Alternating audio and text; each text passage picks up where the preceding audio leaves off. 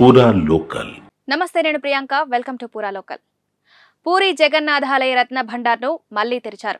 July 14వ తేదీన బయట గదిలో ఉన్న అమూల్యమైన ఆభరణాలు, ఇతర వస్తువులను స్ట్రాంగ్ రూమ్ కు తరలించిన విషయం తెలిసిందే.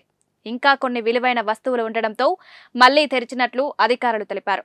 వస్తువుల తరలింపు పర్యవేక్షణకు ఒడిశా ప్రభుత్వం ప్రత్యేకంగా నియమించిన సభ్యులే స్వామివారికి ప్రత్యేక పూజలు నిర్వహించారు.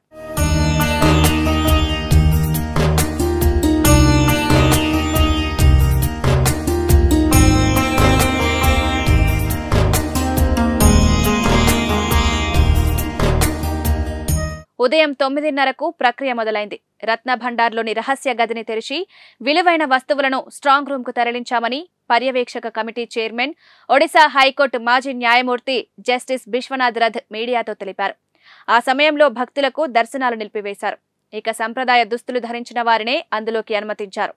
పూరి రాజు గజపతి మహారాజా దివ్యసింగ్ దేబ్ సమక్షంలోనే ఆభరణాలు, విలువైన వస్తువులను స్ట్రాంగ్ రూమ్ కు తరలించారు.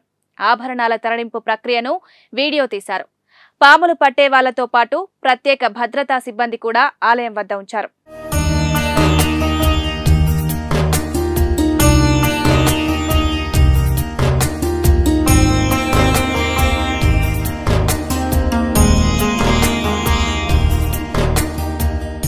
షెడ్యూల్ ప్రకారమే 11 మంది సభ్యుల బృందం రత్న భండాగారంలో ఇన్నర్ ఛాంబర్లోకి ప్రవేశించారు.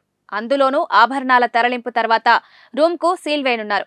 ఆ తర్వాత లోపలి గదిలో పురావస్తు శాఖ ఆధ్వర్యంలో రిపేర్ చేయనున్నారు. మరమ్మతుల తర్వాత ఇన్వెంటరీ వర్క్ మొదలవుతుందని పూరి గజపతి మహారాజు దివ్యసింగ్ దేబ్ తెలిపారు.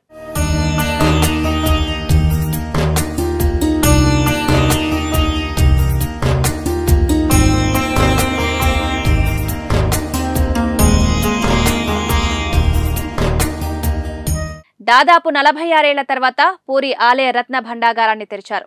2018లో తాళం చెవి కనిపించకుండా పోవడం కలకలం రేపింది. డూప్లికేట్ కీ మాత్రమే ఉండడంతో ఎన్నో అనుమానాలు వ్యక్తమయ్యాయి. రాజకీయంగానూ ఈ వ్యవహారం దుమారం రేపింది. జ్యుడిషియల్ కమిషన్ ఏర్పాటు చేసి విచారణ సైతం ప్రారంభించారు. ఇటీవల ఒడిశా అసెంబ్లీ ఎన్నికల ప్రచారంలో ప్రధాని నరేంద్ర మోదీ తాళం గురించి ప్రస్తావించడంతో ఈ వ్యవహారం తెరపైకి వచ్చింది.